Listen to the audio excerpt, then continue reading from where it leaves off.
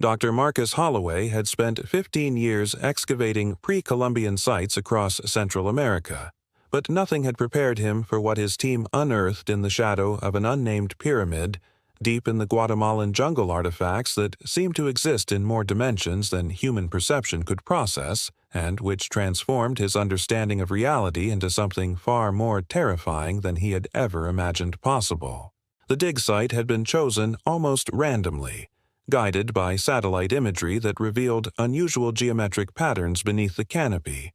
But when they began uncovering the first carved stones, Marcus realized they had stumbled upon something that predated any known civilization by millennia.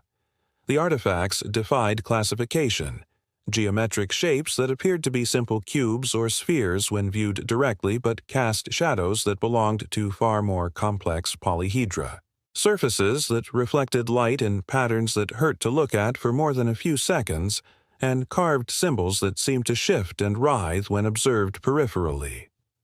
Dr. Elena Vasquez, the team's materials analyst, was the first to experience what they would later come to call the temporal displacement phenomenon, reaching out to examine a crystalline object that appeared to be a dodecahedron, but whose shadow suggested it possessed at least 7 additional spatial dimensions. The moment her fingers made contact with the artifact's surface, Elena's scream echoed across the dig site, not a cry of pain, but of absolute existential terror, as she suddenly perceived time not as an abstract concept, but as a tangible, three-dimensional object that surrounded her like thick, viscous fluid through which she could move her hands and feel the texture of moments yet to come, and memories that had not yet been formed. Marcus watched in horror as Elena began describing events that would occur hours in the future, her voice taking on a hollow mechanical quality as she detailed conversations they had not yet had and discoveries they had not yet made her eyes,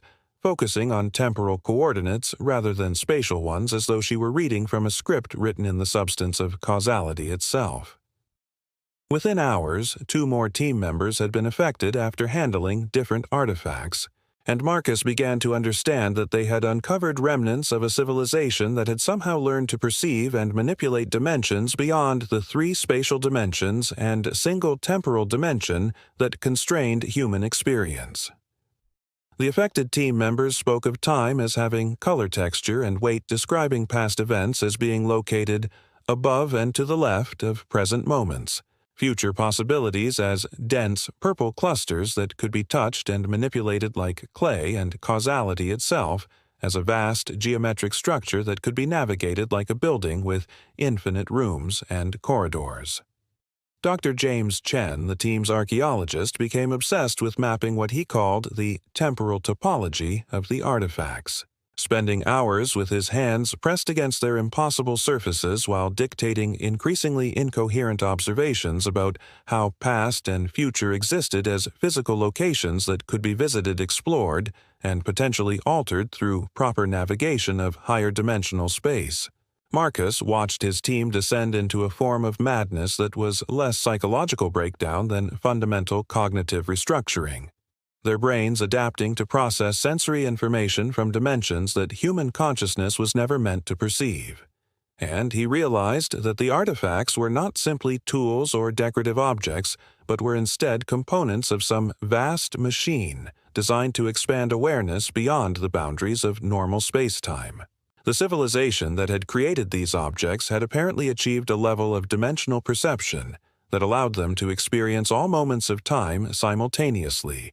to view causality as a landscape that could be mapped and traversed, and Marcus began to suspect that their disappearance from the archaeological record was not due to conquest or natural disaster, but to their complete transcendence of linear time itself. As more artifacts were uncovered, each one more geometrically impossible than the last, the affected team members began to lose their ability to communicate in normal human language, instead describing reality in terms of temporal coordinates, dimensional vectors, and causal relationships that existed outside the bounds of conventional physics. Elena spent entire days with her hands pressed against a spherical object that cast the shadow of a hypercube. Her consciousness, T, apparently traveling through what she called the thick yellow moments of next Tuesday, while her body remained motionless in the present, occasionally muttering observations about events that would occur weeks or months in the future with disturbing accuracy. Marcus found himself faced with the terrible realization that his team was gradually becoming something no longer entirely human, their minds expanding to accommodate perceptions that the human brain had never evolved to process, and he understood that continued exposure to the artifacts would eventually cause them to lose all connection to linear time and three-dimensional space. The final artifact they uncovered was a complex geometric structure that seemed to exist partially in normal space and partially in dimensions that could only be perceived when touched, and when Dr. Chen made contact with its surface, his screams were not of terror but of ecstatic understanding as he began to describe the true nature of reality as a vast, multi-dimensional construct where every possible moment existed, simultaneously in a crystalline structure that could be navigated by beings with sufficient dimensional awareness. Marcus realized that the ancient civilization had not disappeared, but had instead evolved beyond the need for linear existence, becoming entities that existed across all possible timelines simultaneously. And the artifacts they had left behind were not relics but recruitment tools designed to elevate other species to their level of dimensional transcendence.